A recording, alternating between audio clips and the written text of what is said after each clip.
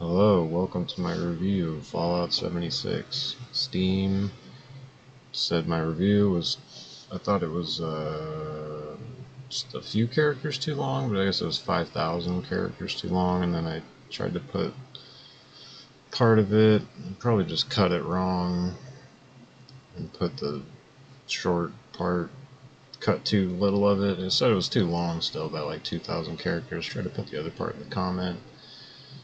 And I just didn't want to like cut it up into 3 parts. I figured it'd be so much easier to set up a stream and then just read it and then link to the stream in the review.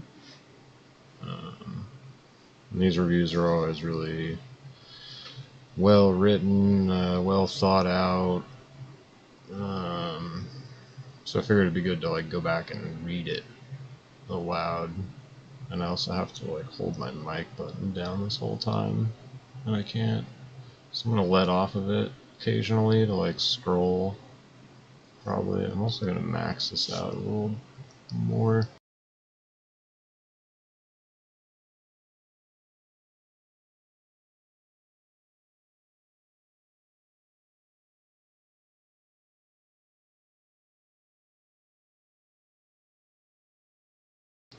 Okay.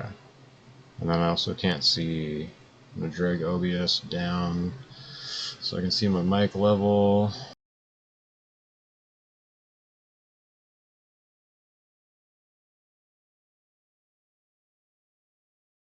Okay. And I imagine this just sounds really bad. Alright. So the review, it starts now. I will now read it. Starting now. Okay. Combining the tech that brought you Morrowind and Quake 3, we arrive at Fallout 76. Starting this game fresh at the end of 2025, I can't speak to the horrors that were supposedly apparent from launch up until some point in time, but what we have now truly delivers, at least a majority of the expected experience found in Bethesda titles from Morrowind to Skyrim. A giant world jam-packed with storytelling through level design. Pencils, forks, little doodads that are even smaller than that, all meticulously placed and physically simulated. There are some cuts due to the multiplayer nature of the game. I assume nearly everything physics-based is client-side. You also can't grab gun objects around and place them in funky ways. No buckets on NPC heads to hide from them. The world is quite massive and a delight to simply walk from one location to another, discovering things along the way. There are very few dead locations where nothing is going on or there's nothing to look at. A few cliff areas and some large sloping bowl landscapes, but even walking through nothing, there's often fauna or a log to grab some wood from. There's also an assortment of random encounter-style NPC stuff that happens. If you really enjoyed previous Bethesda games, mostly for the dungeons, looting, basic exploring, sightseeing, then you'll be immensely satisfied with your experience here. If you're expecting living world NPC behavior where they sleep at different times and roam around towns and whatever more advanced behaviors, yeah, none of that is going on here. Locations are mostly static, and the NPC there are, I have to jump the whole screen. Sorry, a little interruption in the review. I gotta, every time this is the worst to read. So I have to like go one line down but all the way over and then make sure the word kind of matches. Like, that sounds right. Anyways, back to the review. Where were we?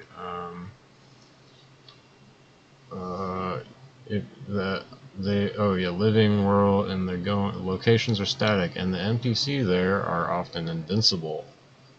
Granted, previous Bethesda games had their own invincible NPC stuff where you just knock them out temporarily. In this game, you can't even kill the most lowly Walmart town greeter. You will find random friendly NPC settlers or scavengers that banter at you and are non-threatening, which you can murder and take all their stuff, but there's no penalty for that as far as I know. Maybe if you can do that to members of the 2 factions I know about, it raises or lowers rep with one or the other. Not sure about that really. Anyways, beyond some obvious compromises that needed to be made to have the game function, the one negative I can say about it is the push for you to sign up for Fallout First membership. Most notably, without it, your stash can only hold up to 1200 weight. The amount of hoarding you can do is severely limited, so while it seems fine at first, once you have tens of every bulk building material, as well as all of your guns, armor, food, meds, ammo, power suit, and parts, and stored junk, crafting parts, you're basically stuffed. All of this forces you to continuously sell your heaviest or least valuable stuff, as well as all of the excess food, meds, for a major loss because you are too lazy to buff your charisma and spec around a brief market interaction. This becomes a compounding problem the higher your level gets, until level 50, when you are essentially maxing out all of the loot interaction stuff. Dead baddies seem to give you a ton more assorted stuff, and you'll probably have perks that make it so you find more things of various type. The game seems to know how rotten it's being about this, on top of stuff I read about the test server version of the game laxing the weight stuff, basically allowing for more room. This update did not hit with the update that arrived on the 20th, at the time of the review, which is unfortunate.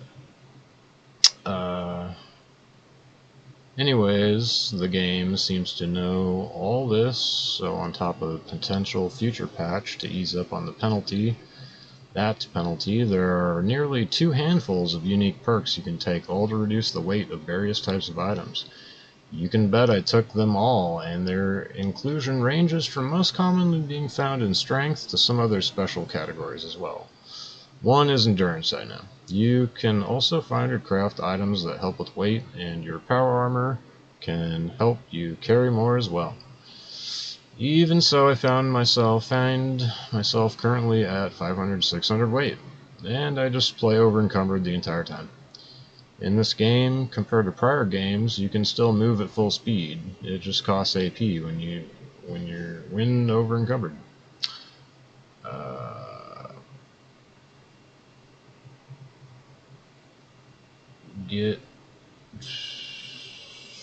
Line this up. Get some good AP regen perks and equipment while munching on some AP foods, and problem solved. Other minor nag is the game might be considered too easy, while at the same time absolutely one-hit crushing you at random, which usually just makes me laugh more than anything. During a quest, I was wiping out all the easy enemies and was directed to enter a door that went further into the dungeon through a load screen.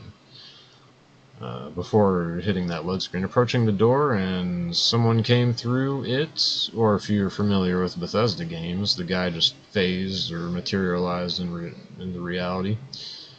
Cued his long, unique voice line and instantly let a devastating rocket loose at point blank, while moments later I am annihilated and he's still introducing himself to me through his voice line. Or, of course, some Deathclaw encounters having little to no recourse. While most of the normal game content is easy on the bordering trivial side, there's plenty of late game or side content that is actually challenging. I would say it's unique to the individual, but the perks granted by Fallout First are numerous, and I've only brought it up in relation to how it gives you unlimited or greatly expands your storage capability. But I was reminded just now that it also grants the ability to host a private session, so no one else can be in your game. I feel like this is a massive perk, while also being able to control the state of your game.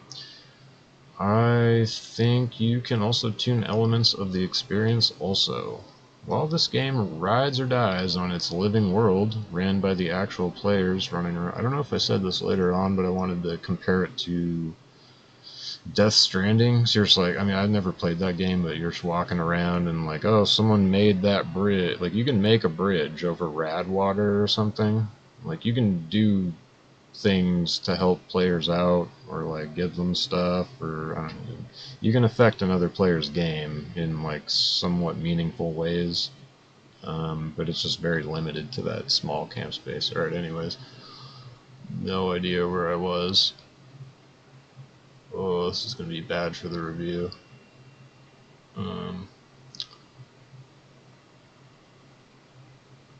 greatly expands your storage. Host a private session, no one can be in your game. Massive perk, control the state of your game. Tune elements. Living world. Okay, this game rides or dies on its living world ran by the actual players running around within, and removing other random people would only lessen the experience, at least in my opinion. I could also see playing this entire game 100% solo, or just with a close friends group, as the other players in the game mostly just serve to make the game easier.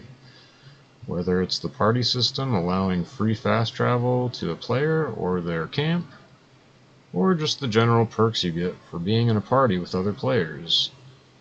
Comma period. The charisma special attribute is entirely geared towards playing with other people, but also contains a nice solo perk.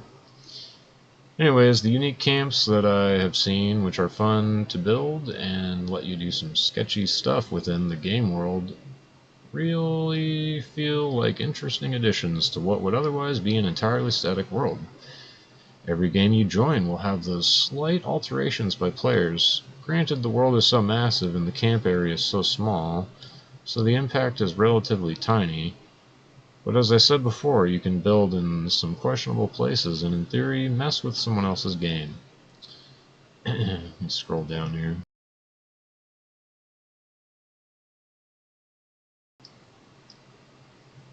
My first base was directly on top of some raider cave thing I ran to first thing before doing anything else in the game. It's like just north of the vault you come out of. Ran through that, killed and looted everything, then just made my base directly on top of the cave entrance and packed all my stuff right near the door. But I could have totally walled it off, so anyone in the server would have had to attack my base, I guess, leading me to the wanted system. I mentioned before how there's little to no penalty for wasting non-aggressive NPC, but there is a wanted system in the game. So if you do some things, one of which is lockpicking another player's base, don't ask me how I know, but if you steal 12 popcorn from someone or just lockpick their popcorn machine, which I didn't even know you could lock since some other guy's popcorn machine was just open, you get a wanted level of 10 or a bounty of 10, something like that. And this comes with some minor penalty. The one thing I noticed is when trying to use the handy nearby corpses looting feature, so you don't have to go find everybody and loot it. You can just suck up everything in an area. That function in the UI changes to transfer, and I forget if you lose the ability to suck up all the nearby loot, but it was acting kind of funky and unreliable. But I think it's just making a distinction between you, other people, and the loot available. Anyways, I went to the White Springs Mall, one of the more common trade crafting areas, and someone was kind enough to remove my head for no charge, leading me to death penalty. There is almost none. While the game provides the tools for PvP and nefarious action, I have found almost none of it among the active user base. I think I saw one person with a bounty before I earned my own, eventually, which was rather difficult. I think in the past you couldn't fast travel, but this doesn't seem to be the case now. Anyways, when dying in this game, the only thing that I think happens is you drop all your junk. Now, junk is gold in this game, and if you have a bunch on you, that's a big come up for someone else. It's mostly just crafting material stuff, but in a game that's pretty crafting heavy with base building, that's good money. You want to be storing your junk as a priority because it's a pain to run into a deathclaw and have to go right back to it to try and get your stuff. Other players can freely loot your junk if you don't get back to your body in time, and that's really the only downside to dying. No junk, no problem. Some quests let you just outright waste people before even talking to them when the quest is specifically to talk to them about some sort of resolution.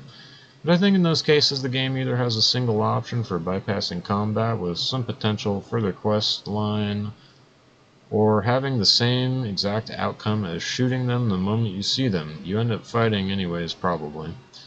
If you go with the illusion that you're making some unique choice, when it's often just A or B, it feels pretty good.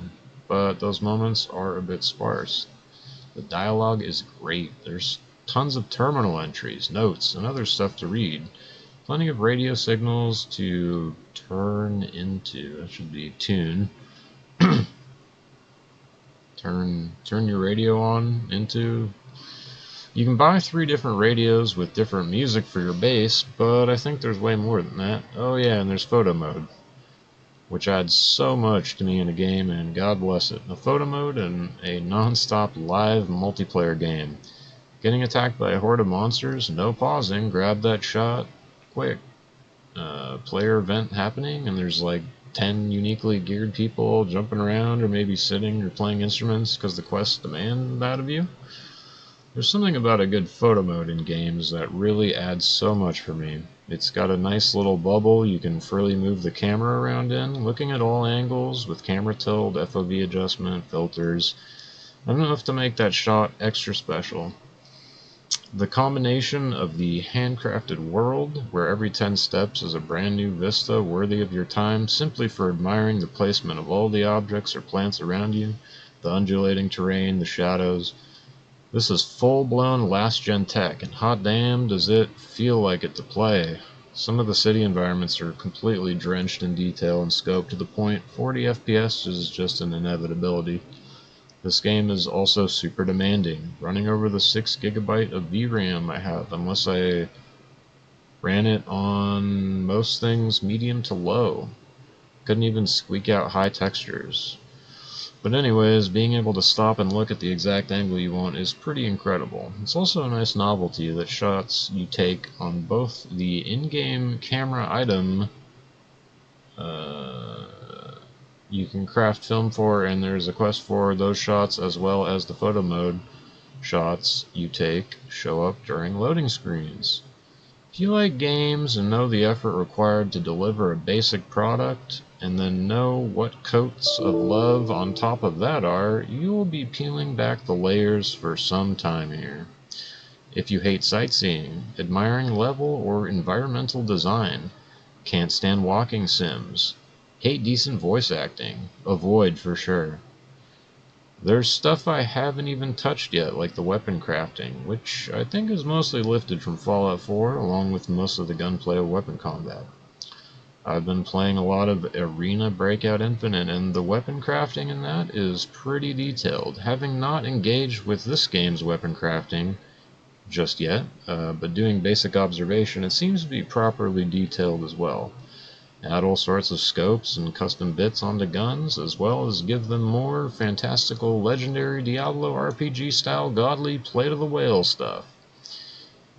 Leaving that, the skyboxes, man, the skyboxes are so nice. The weather, a lot of the game starts to feel secondary to that core pursuit of discovery in worlds like these, and nearly every dumb place you go, you are awarded with the very least some environmental storytelling. If not a horrid, repeatable quest you can do you do once and never again. So close to greatness, 76 out of 100. If not for getting dangerously close to paid demo, limited account type behavior, with the default experience of not having Fallout First being that of a lot of restriction. I would say in this case there's no actual content that really matters relating to the major experience that is kept behind the subscription to Fallout First. That's really dry now. It just makes your life easier. If they made your life just a little harder by living without it, this could be written to make some kind of sense. If like your story, I'm going to translate this part. If it was, more restrictive, let's just say that. If it was any more restrictive, or held any more perks behind Fallout First, it would feel like you're just getting fucked. Like, you can download, Guild Wars 2 and Final Fantasy X, or not 10, or 14, or possibly, most, big MMOs, at least for a time, and I think up until this point in time, still have, the beta bitch account, and then it's like, oh, okay, I actually want to continue playing the game, so I'm gonna, one of them had a level cap of 20, There's like the Dungeons and Dragons online game. I think most of the actual gameplay content though is like paid expansions, so that's a little bit different. WoW has like paid expansion stuff, but I'm talking about just like, that's what's nice here is the whole game is there. You just get it's easier with Fallout First to hoard shit and not worry about anything. But the game's already so easy. Let's have some of the challenge be that. Alright, anyways, back to the written word.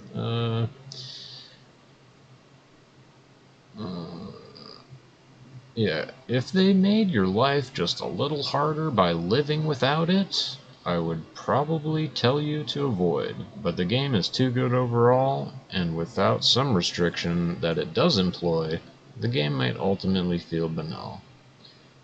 Hoard to what end? Oh, the end of my storage. Time to make some room and prioritize what I will keep. Shouts out to the store you can set up at your base. I've had plenty of people buy from that, and also shouts out to the gore in the game, keeping things goofy and over the top. That is the end of my written Fallout 76 review. I will append it as a note to my game, so keep this text personally, but it will only exist visually in this video with my accompanying voice and commentary. Thank you for choosing to look at a game you might want to buy. Hopefully this helps you to decide it. Make that decision. Have a good night.